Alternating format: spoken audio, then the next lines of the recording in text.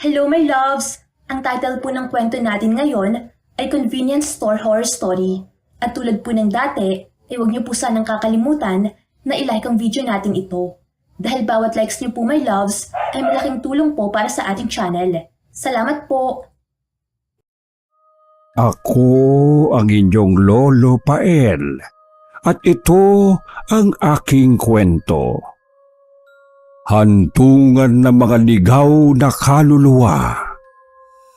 Masayang masaya ang binatang si Erwin dahil natanggap na siya sa kanyang ina-applyang trabaho. Ito ang kauna-unahang trabaho na papasukin niya mula nang makagraduate siya ng high school. Oo tay, tanggap na ako sa 7-Eleven. Pagmamalaki niya sa ama. Sus, ano naman trabaho papasukin mo ron? Tagalinis ng sapatos ng manager. Natatawang sagot ng kanyang ama na walang ibang alam kundi ang magsugal at mag-inom. Hindi pa, sa cashier po ako. Magalang pa ring sabi ng binata. Siguraduhin mo lang na may kikitain ka. Kasi kung maliit lang ang sweldo mo dyan, aba, huwag ka na lang magtrabaho. Dagdag pa ng kanyang ama pagkatapos humithit ng sigarilyo. Malaki po ang sahod doon. Pagbubutihan ko hutay para makabawi ako sa inyo. Sabi ni Erwin. Abay, dapat lang. Kaya nga kita pinag-aral para makatulong ka sa gastusin eh. Napailing na lamang si Erwin sa kanyang narinig. Ganun pa man, pinilit na lamang niyang magsaya. Makalipas ang ilang araw ay nagsimula na rin sa trabaho ang binata. Nataon pa na ang kanyang schedule ay panggabi. Ang oras na kung kailan ay kakaunti na lang ang pumapasok sa kanilang store. Pagkalipas ng ilang minuto, nakaramdam na ng antok ang binatang si Erwin. Papikit-pikit ang mga mata niya habang nakatayo sa counter. Nang mapatingin siya sa column ng mga noodles ay may napansin siya roong isang bata. Nasa storage room ang kasama niya kung kaya't siya ang lumapit doon para palabasin ang bata. Ngunit nagtaka na lamang si Erwin nang wala naman siyang naabutang bata roon. Chief, may nakita ba kayong batang lumabas? Tanong ni Erwin sa nag-iisang guard na nagbabantay. Wala naman. Tanging sabi ng guard at umiling lang ito sa kanya. Natawa na lang si Erwin sa kanyang sarili dahil iniisip niya na baka namalikmata lang siya. Makalipas ang ilang oras ay naghanda na rin si Erwin sa kanyang pag-uwi. Pumunta siya sa silid kung saan nakalagay ang kanilang mga gamit. Habang nagliligpit ay may narinig siyang parang tuktok sa dingding. Nagtaka ang binata kaya inilapit niya ang tenga sa dingding. Ha? Anong tunog yun? Nagtataka niyang tanong. Tila may bakal na naglalaglagan sa kabilang dingding. Sa kalagitnaan ng pakikinig ni Erwin ay biglang nakaramdam siya ng hangin sa loob. Kulob sa silid na yon, nakasara pa ang pinto. Kaya hindi malaman ni Erwin kung saan nanggaling ang misteryosong hangin. Nanayo ang mga balahibo ni Erwin nung mga sandaling yon. Sinuyod niya ng tingin ang buong paligid. Wala naman siyang makitang kakaiba. Pero yung pakiramdam niya ay hindi maganda. Dali-dali na lamang siyang lumabas ng silid na yon at nagpaalam sa mga katrabahong kapalitan. Habang naghihintay ng masasakyan, muli siyang napalingon sa kanilang store. Noong mga sandaling yon, saka lamang niya napansin na tila kakaiba ang kanyang pinapasukan. Kahit maliwanag naman ito, ay pakiramdam niya may nagtatago doong dilim. Nag-iisa lamang ang store na yon sa kahabaan ng kalyeng yon. Naisip ni Erwin na mukhang sinadya ng may-ari na doon ipatayo yon. Nang sa ganon wala silang ibang kaagaw sa customer. Ngunit sa mga ganong oras ay tila nakakatakot sa lugar na yon. Bukod sa wala gaanong ilaw sa paligid ay wala ring gaanong tao. Magkakaroon lamang ng customer sakaling may mag-stop over. Maya-maya lamang ay biglang naramdaman ni Erwin na may humawak sa kanyang kanang balikat. Nanlaki agad ang mga mata niya sa takot. Erwin, uwi ka na? Tanong ng katrabaho ni Erwin na si Kenzo. Nakahinga ng maluwag si Erwin nang humarap siya sa kasamahan. Akala ko naman kung sino. Oo, uwi na ako. Sagot niya kay Kenzo. Ayos ka lang ba? Medyo namumutla ka eh.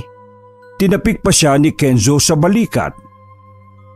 Bro, matagal ka na ba sa branch na yan? Tanong niya habang nakatingin sa 7-Eleven sa harapan nila. Oo bro, bakit? Tugon ni Kenzo. Wala ka bang nararamdaman na strange dyan o something na hindi mo maipaliwanag? Dugtong pa ni Erwin. Napatingin muna si Kenzo sa kanilang store at saka sandaling napaisip. Sa tagal ko dyan eh. Ang narinig ko lang dyan eh parang may mga kalabog kapag madaling araw. Siguro mga 2:00 hanggang sa ganitong oras. Paliwanag ni Kenzo sa kanya. May narinig din ako na ganyan eh. Alam mo yung parang may mga bakal na naglalaglagan tapos may parang kadena na hinihila. Sabi pa ni Erwin. Napatango si Kenzo. Oo, naririnig ko din yan. Hindi ka ba natatakot? Nung una natatakot pero nasanay na lang. Huwag ka mag-alala, Erwin. Bago ka pa lang naman kaya masasanay ka rin. Wika ni Kenzo sabay tapik sa kanyang balikat. Sabay na silang sumakay ng jeep na kanilang pinara. Nang nakauwi si Erwin ay hindi pa rin nawala sa kanyang isip ang bagay na yon. Sa mga sandaling yon ay tila nagsisisi na siya na mas pinili niya ang panggabi kesa pang umaga. Hindi naman kasi niya inakala na may ganong klase ng kababalaghan doon. Mas lalo siyang nahiwagahan nang naalala niya rin ang batang nagpakita sa kanya.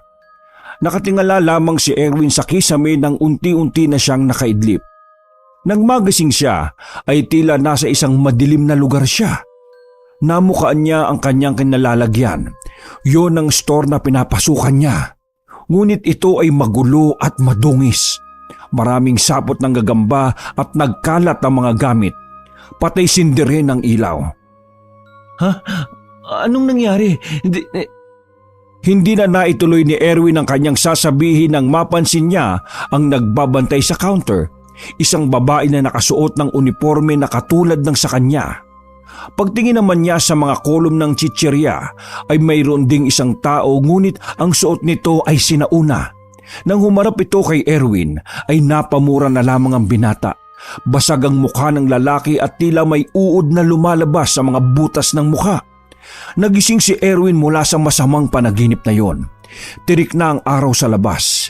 Hingal na hingal si Erwin na tila ba tumakbo siya ng napakalayo. Putya, panaginip lang pala ang gago. Bulong na lamang ni Erwin sa sarili. Ngunit kahit parte lamang yon ng isang pangit na panaginip, malakas ang kutob ng binata na tila may pinahihiwatig sa kanya ang mga nasaksihan niya. Napapailing na lamang si Erwin sa mga sandaling yon. Lumabas na lamang siya ng kwarto. Inabutan niya ang kanyang ama na nanunood ng balita sa TV. Tingnan mo yung balita. May mga na-hold up na empleyado ng 7-Eleven.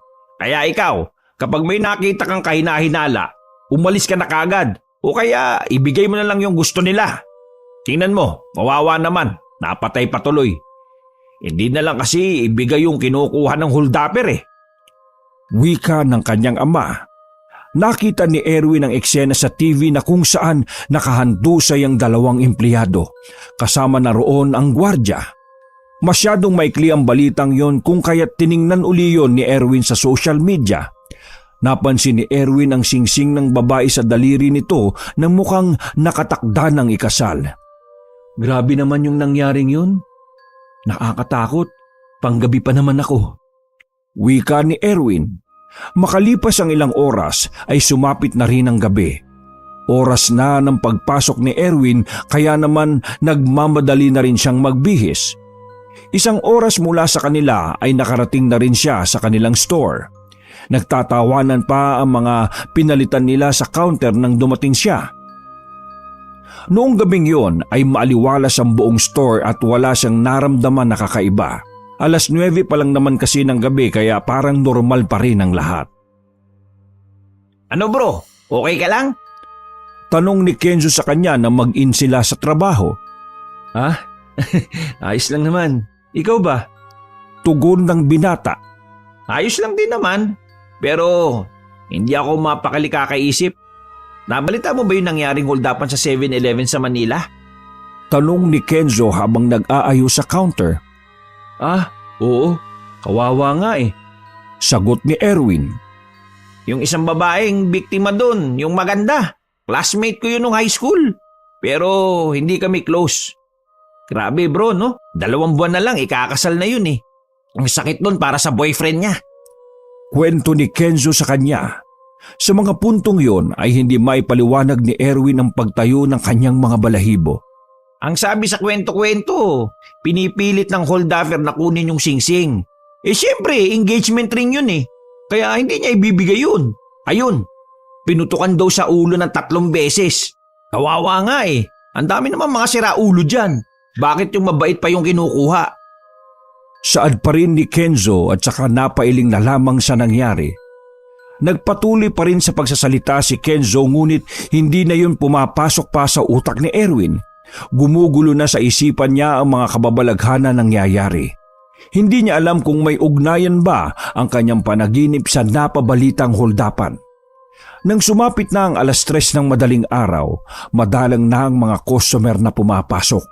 Sandaling nagpaalam si Erwin kay Kenzo para sana umidlip lang saglit. Bro, okay lang ba? Power nap lang ako? Tanong niya kay Kenzo. Oo, sige, walang problema. Ako na lang bahalang makiusap kay Chief. Baka mamaya magsumbong sa boss natin yan eh. Yari tayo. Wika naman ni Kenzo. Tinapik ni Erwin si Kenzo at saka nagpunta na rin sa kanilang silid. Naglatag siya ng mahabang karton sa sahig. Inunan niya ang kanyang bag. Wala pang 5 minuto siyang nakakapikit, ngunit napabangon siya kaagad. Gulat na gulat siya nang makarinig ng mga putok ng baril. Narinig niya yon na tila nang gagaling sa likod ng dingding na sinasandalan niya. Hindi na napigilan ni Erwin ang sarili. Dinikit niya ulit ang tenga sa dingding. Ilang sandali lang ay nakarinig na siya ng mga sigawan. Tila ba may mga nagkakagulo? Ha? Ano ba yun? Nagtatakang tanong ni Erwin. Bumangon siya kaagad at lumabas ng silid na yon. Nagtataka si Kenzo nang bigla siyang lumabas ng store. Pinuntahan ni Erwin ang likod ng store nila, pero wala namang ibang store na nandoon o kahit na bahay man lang. Isang malawak na lote lang naman at sa gilid-gilid ay mga puno. Hoy, ginagawa mo dyan? Nagulat si Erwin nang hindi niya namalayan na nakasunod na pala sa kanya si Kenzo. Bakit ka sumunod dito? Walang bantay doon. Wika ni Erwin sa kasama. Eh bakit ka nandito? May CR naman doon, bakit dyan ka iihi? Natatawang tanong ni Kenzo. Hindi naman ako iihi. Salubong ang kilay na sabi ni Erwin. Eh ano kang gagawin mo rito? Kenzo, may narinig kasi talaga ako sa room natin. Parang dito galing sa likod ng store yung mga ingay eh. Saad ni Erwin, napaisip din bigla si Kenzo sa kanyang sinabi. Mukhang palala na ng palalaya mga naririnig mo ah. Hindi kaya bukas ang 3rd ear mo? Wika ni Kenzo na medyo natatawa. Anong 3rd ear? Wala namang ganun. Sagot na lang ni Erwin at sabay na silang bumalik sa loob. Hindi na nakaidlip pa si Erwin nung mga sandaling yon. Bumalik siya sa kanilang silid at sinuri ang bawat sulok. May napansin siya sa likuran ng kanilang maliit na locker.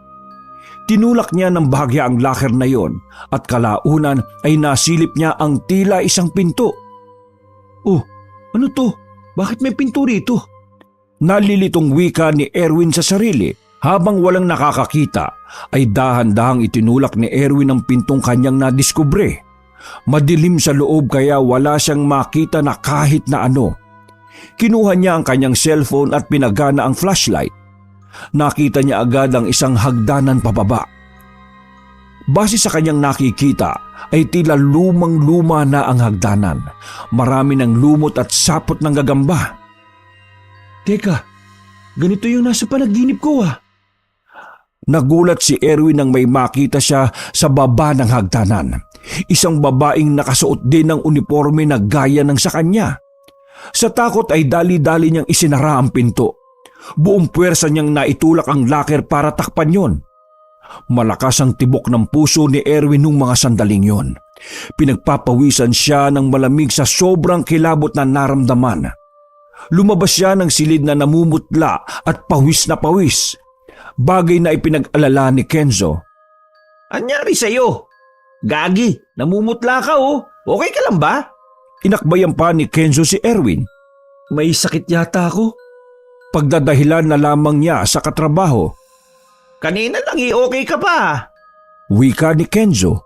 Napailing na lamang si Erwin at hindi niya alam ang sasabihin dahil sa mga oras na yon ay masyado nang nilamon ng takot ang sistema niya. Hinayaan na lamang ni Erwin na lumipas ang mga oras no mga sandaling yon. May mangilan-ngilan customer na pumasok, ngunit lutang siya na hinarap ang mga yon. Napansin niyo ng kanilang gwardya na si Ramon, kaya nang wala na ulit tao ay tinawag siya ng gwardya. Ikaw, bago ka lang dito, di ba? Kung ako sa'yo, mag-focus ka na lang sa trabaho. Baka mamaya maalaman ng boss natin, mapatanggal ka pa ng wala sa oras. Sabi ni Mang Ramon. Nagtaka naman si Erwin kung ano ba talaga ang gustong tukuhin ng kanilang gwardya. Ano po ba talagang meron sa branch na ito? Nahihiwagaan po talaga ako eh. Sabi ni Erwin. Bumuntong hininga na lamang si Mang Ramon. Tulad nga ng sinabi ko sa'yo, huwag mo nalang pansinin kung ano man yung mga nakikita mo. Magugulo lang yung isip mo.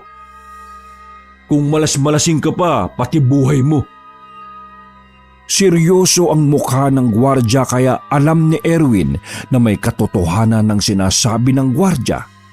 Bagamat binalaan na siya ni Ramon ay hindi pa rin naalis sa isipan niya na alamin ang hiwaga sa loob ng pintuang yon. Makalipas ang ilang araw ay dumalo ang kanilang boss. Kakain pa lang ni Erwin sa trabaho ngunit kinakabahan na siya. Kakaiba kasi ang tingin ng kanilang boss habang kausap ang gwardya. Kanina pa nakatingin sa'yo si Mr. Torres.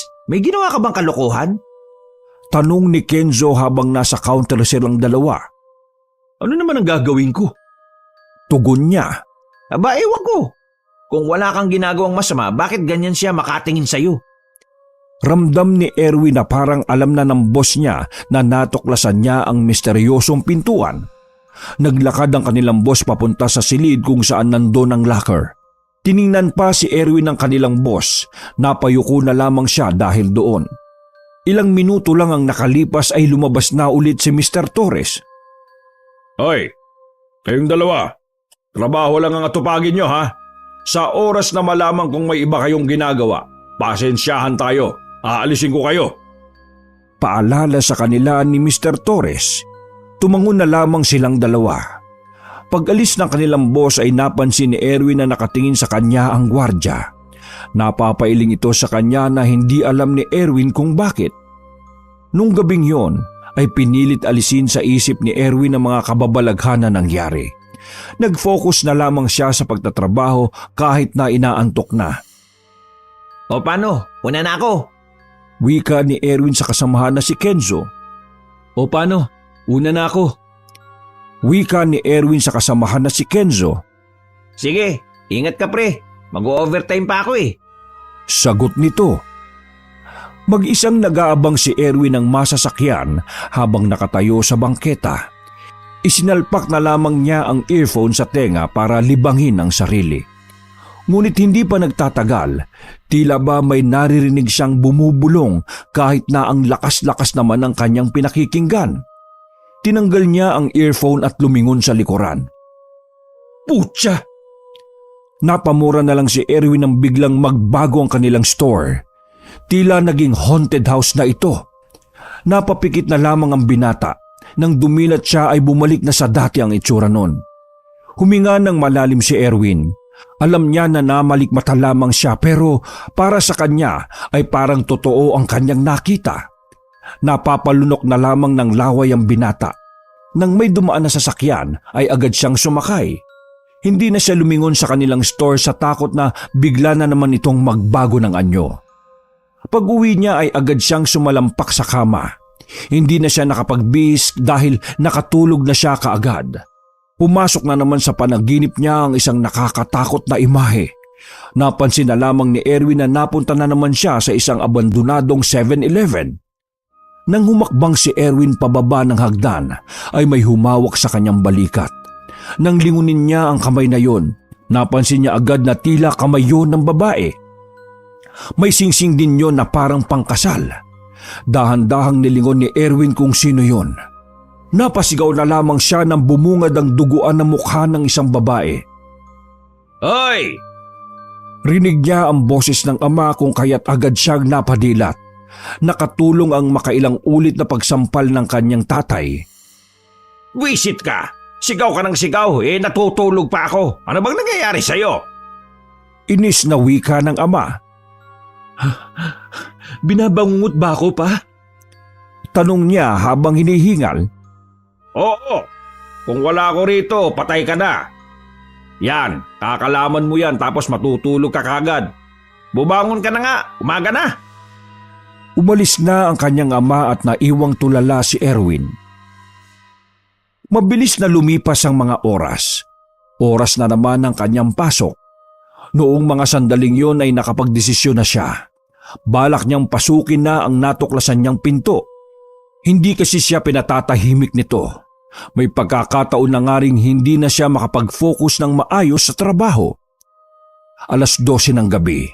Sobrang dalang na naman ng mga customer. Bro, diyan ka lang ha, iihi lang ako. Wika ni Kenzo. Tumangon na lamang siya. Habang nagbibilang si Erwin ng pera, may nasipat na naman siyang bata na nakasilip sa may istante. Hindi napigilan ni Erwin na hindi yun lapitan. Sino ka ba? Bakit ka nandito? Tanong niya sa bata nang makita niya ito sa dulo. Hindi sumagot ang bata. Tumakbo na lamang ito papunta sa kanilang locker room. Agad namang sumunod si Erwin doon. Nanlaki na lamang ang mga mata ng binata nang makitang tumagos ang bata sa locker. Kinakabahan man ay dahan-dahan siyang lumapit doon. Maingat niyang itinulak ang locker upang hindi siya makalikha ng ingay. Nang bumungad na sa kanya ang pinto, ay agad niya itong itinulak. Kadiliman ang bumungad sa kanya kung kaya't ginamit niya ulit ang flashlight ng kanyang cellphone. Noong mga sandaling yon ay kinikilabutan ang binata. Ngunit hindi niya maintindihan kung bakit tila kusang gumagalaw ang kanyang mga paa papunta doon. Para bang may humahatak sa kanya na bumaba doon sa hagdanan na yon. Bahala na. Bulong niya sa sarili. Hinawi-hawi niya ang mga sapot na nakaharang sa daraanan niya. Sobrang kapal na rin ng alikabok. Nang makababa na siya roon ay kinilabutan siya lalo. Parehong-pareho ang forma ng lumang store na yon kumpara sa napapanaginipan niya. Kung ganon, ito yung nasa panaginip ko. Mahinang sabi niya. Naglakad pa si Erwin at pumunta siya sa counter. Ngunit nang lumingon siya sa mga istante, nanayo agad ang kanyang mga balahibo dahil may mga nakatayo doon. Direkta itong nakatingin sa kanya. Maya-maya lang din, naramdaman na niya ang isang kamay ng babae sa kanyang balikat. May singsing ito na pangkasal. Hindi na siya nagtangka pang lumingon dahil naalala niya ang nangyari sa kanyang panaginip. Layuan niyo ako! Sigaw ni Erwin sabay takbo sa kabilang parte ng abandonadong 7-Eleven. Sumiksik siya sa gilid. Nakita niya roon ang bata na hinahanap niya. Nakangiting lumapit ang bata sa kanya. Hindi naman ito nagsasalita pero kakaiba ang ngiting pinapakita sa kanya. Diyan ka lang! Sinasabi ko sa iyo, diyan ka lang! Sigaw ng binata. Unti-unting naglalapitan sa kanya ang mga kaluluwang kasama niya. Napalingon si Erwin sa nasipat niyang nakabukas na pinto. Dali-dali siyang tumakbo papunta doon. Isinara niya ang pinto at saka sumiksik sa sulok. Maraming pagkatok ang naririnig niya noong mga sandaling yon na labis na nagpapatuliro sa kanyang utak. Patawad! Hindi ko sinasadya na bulabugin ko kayo! Sigaw ni Erwin. Naghanap si Erwin ng maaari niyang labasan ngunit wala siyang makitang pinto. Palakas ng palakas ang mga katok hanggang sa umuga na ang pintuan. Napapasabunot na lang sa ulo si Erwin sa sobrang pagkalito kung ano ang kanyang gagawin. Hanggang sa tuluyan na ngang mawasak ang pinto. Niyakap na lamang ni Erwin ang mga tuhod. Nawalan siya ng malay nang maramdamang hinihila na siya ng mga kaluluwa. Hindi alam ni Erwin kung nasaan na siya nang imulat niya ang mga mata niya. Nakahiga siya sa kama at nararamdaman niyang may mga nakakabit na swero sa kanyang kamay. Anong nangyari sa akin? Tanong ni Erwin sa nurse na lalaki na pumasok sa kanyang silid. Sir, meron po kayong sugat sa tagiliran dahil sa saksak. Wika ng nurse. Dahil sa saksak? Pagtataka niya. Tumango lang ang nurse at saka lumabas na rin ang kanyang kwarto. Pagtingin niya sa kanyang tagiliran ay may naramdaman siyang roon na masakit. Babangon sana siya nang biglang dumating ang kanilang boss na si Mr. Torres. Seryoso itong lumapit at tumingin sa kanya. Mr. Torres? Oh, kumusta lagay mo? Tanong ni Mr. Torres. Medyo ayos na ho. Ilan ho ba ako makakalabas? Gusto ko nang pumasok Sayang ang isang araw. Sabi ng binata. 4 na araw ka na rito. Nabigla si Erwin nang marinig ang sinabi ng kanyang boss. 4 na araw, sir? Teka, ano ba talaga nangyari? Nagtataka niyang tanong. Bumuntong hininga si Mr. Torres at saka sumandal sa dingding. Pinasok tayo ng mga holdupper. Sadly, ikaw lang yung napahamak. Nakipag-agawan ka pa kasi ng pera kaya ayan, sinaksakan niya. Paliwanag ni Mr. Torres. Napapailing na lamang si Erwin sa kanyang mga nalaman. Walang matandaan na ganon. Wala siyang matandaan na ganon. Ang huli niyang natatandaan ay nandun siya sa misteryosong pinto. Alam ni Mr. Torres na hindi naniniwala si Erwin kaya ipinakita nito sa binata ang balita. Paanong? Naguguluhang sambit ni Erwin. Sinabihan na kita na mag-focus ka lang sa trabaho. Pero pinakilaman mo pa rin yung hindi dapat. Wika ng kanyang boss. Ano bang meron sa pintong yun? Bakit? Bakit may mga parang abandonadong store din doon? Anong lugar ba yun talaga? Erwin, ang lugar na yon ay hantungan ng mga ligaw na kaluluwa ng mga empleyado ng 7-Eleven. Lahat ng namamatay sa loob ng store napupunta doon hanggat hindi pa sila nabibigyan ng hustisya. Paliwanag nito. Hantungan ng mga ligaw na kaluluwa? Pero bakit nila ako ginugulo? Tanong ni Erwin. Dahil alam nila na nakikita mo sila. Maswerte ka dahil nagawa mo pang mabuhay. Kasi kung namatay ka, siguradong doon ka rin hahantong. Tinangka ka nilang kunin, Erwin. Sagot ni Mr. Torres. Lalong nagtayuan ang balahibo ni Erwin sa kanyang mga nalaman. Bakit alam niyo yung mga bagay na ganito, boss? Sabihin niyo sa akin, ano ang alam niyo? Tiningnan ni Erwin ng seryoso ang kanyang boss. Pagkabili ko ng branch na yon, yun agad ang natuklasan ko. Isa rin ako sa mga nakaligtas sa tangka nilang isama ako sa hantungan nila. Kaya Erwin, huwag mo nang sabihin sa iba o kay Kenzo ang nalalaman mo. Dahil kapag nalaman yun ni Kenzo, baka siya naman ang guluhin ng mga kaluluwang hindi matahimik. Kapag nangyari yun, gagawa sila ng paraan para si Kenzo naman ang maisama nila doon. Hindi mo yung gugustuhin mangyari, tama ba? Wika ni Mr. Torres. Napatango na lamang si Erwin. Pansamantalang nagsarado ang kanilang store, ngunit nang gumaling na si Erwin, isinama siya ni Mr. Torres sa kanilang store. Pumunta sila sa locker room at laking pagtataka ni Erwin nang makitang wala na ang misteryosong pinto. Oh, nasaan ang pinto? Bakit wala na? Nagtatakang tanong ni Erwin. Tulad ko, hindi ka na nila guguluhin kapag nakaligtas ka na sa kapahamakan na gawa nila. Hindi mo na rin makikita ang pinto. Paliwanag ni Mr. Torres. Mula noon ay wala nang nagpaparamdam kay Erwin. Tuluyan ang naglaho ang mga kababalaghan na kanyang nararanasan tuwing madaling araw. Nanatili si Erwin sa branch na yon at tuluyan ng kinalimutan ang bangungot na nangyari sa kanya. Ibinaon na niya sa limot ang tungkol sa kanyang mga nalaman. Wakas.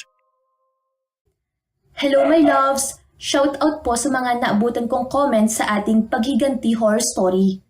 Hello po kina Shalalinan, Shalemrica Blanca, Azil Gumban, Barbara Pulaong, Lucille Meran, Marivic de la Cruz, Sally Molina, Isa J, Josephine Barrientos, Evilio Lontong, Lance Lazaro, Miss Cafe Latte, Jovelyn Magayon Vlog, Clea Kinari, Marivic de la Cruz, Virginia San Juan, Rosalie Inico, Hidden Files, Gary Tingson, Sheila Sablon, Princess Joy Israel, SP Quaresma, Elizabeth Panuncial, Wenilyn Palomas, Rodelio Cruz, Rolene Caballes, Cherlyn Narbasa, Marisa Prestosa, Anthony Cantillano, Michelle Cedron, Annalyn Fausto, Carmelita Mabanag, Irene Templa, Jenny Rose Navejas Paes, Edward Parungaw, Changmi Park, Lea Rubejes, Maria Socorro Tanga, Mind Freak, I Love You Idol Nor, Manilyn Vicente, Ethel Cantos, Regan Machico, Carmi Cayabyab,